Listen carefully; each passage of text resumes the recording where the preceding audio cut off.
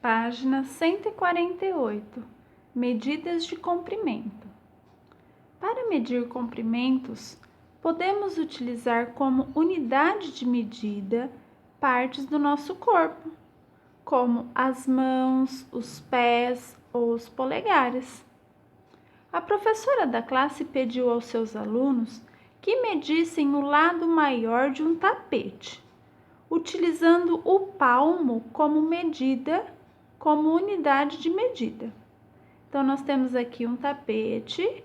A professora pediu para que os alunos fizessem a medição deste lado aqui, que é o lado maior, utilizando o palmo. Ela pegou 3 alunos. Ela pegou a Isabela, o Lucas e o Félix. Olha só como é que a gente faz a unidade de medida utilizando um palmo. Mãozinha aberta, tá vendo? E os polegares se encontram. Então, aqui, ó, nós temos um palmo, 2 palmos. Vamos ver como eles fizeram essa medição? Então, vamos lá. A Isabela, vocês acham que ela tem uma mão grande ou pequena? Vamos ver quantos palmos da mãozinha de Isabela dá esse lado do tapete. Presta atenção, crianças. O tapete é o mesmo. O que vai mudar é o tamanho da mão das crianças, tá? Então, vamos lá. A Isabela. 1, 2, 3, 4, 5, 6, 7, 8, 9 palmos. Certo? O Lucas. 1, 2, 3, 4, 5, 6, 7, 8, 9, 10 palmos. Por que o do Lucas deu um palmo a mais que da Isabela? Quem sabe? Olha o tamanho da mão da Isabela e olha o tamanho da mão do Lucas. O tamanho da mão importa muito. Por quê? Porque quanto maior a mão, menor a quantidade de palmo. Então, vamos ver o do Félix.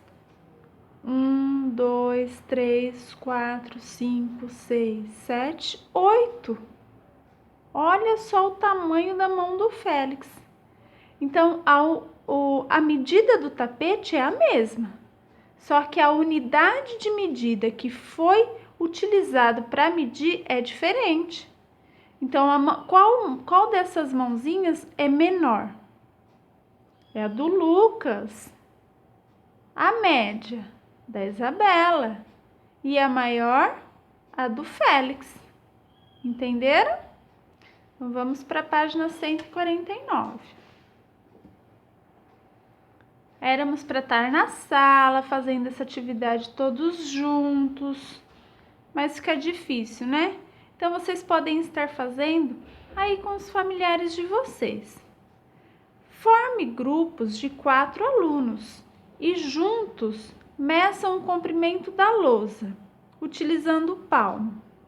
Depois registrem no quadro abaixo os resultados obtidos por vocês e seus colegas. Então, nós não estamos na sala de aula, não é?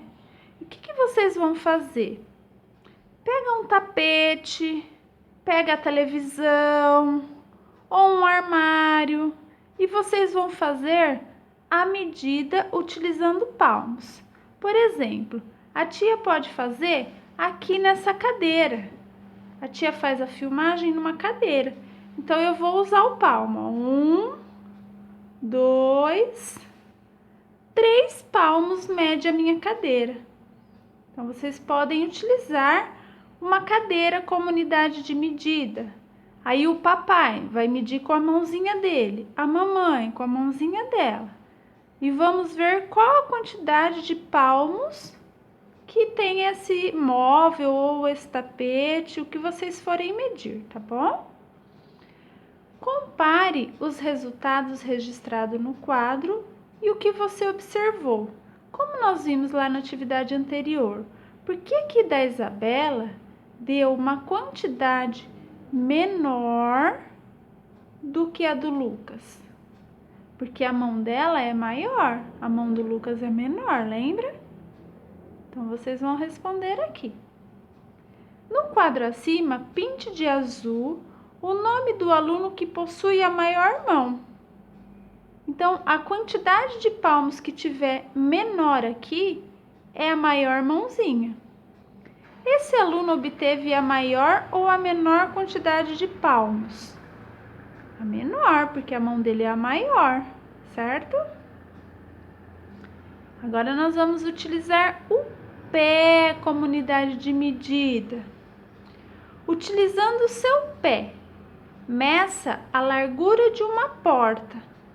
Então, você vai lá na sua porta e vai colocar um pezinho na frente do outro e vai ver quantos pezinhos mede a sua porta, certo? A largura de uma porta. Agora, vocês vão medir a largura da sua sala. Era pra gente fazer na sala de aula, mas nós estamos em casa. Então, vocês vão medir a largura da sua sala utilizando o pezinho. Então, um pezinho na frente do outro vai medindo toda a parede da sala. Somente uma parede, tá? Compare os resultados que você obteve nos itens A e B com os resultados dos seus colegas. Então, esse não precisa fazer, porque nós não estamos na sala, tá bom? Então, só façam a medição utilizando os pés da porta, tá? Do espaço da porta e de uma parede da sala. Podem fazer.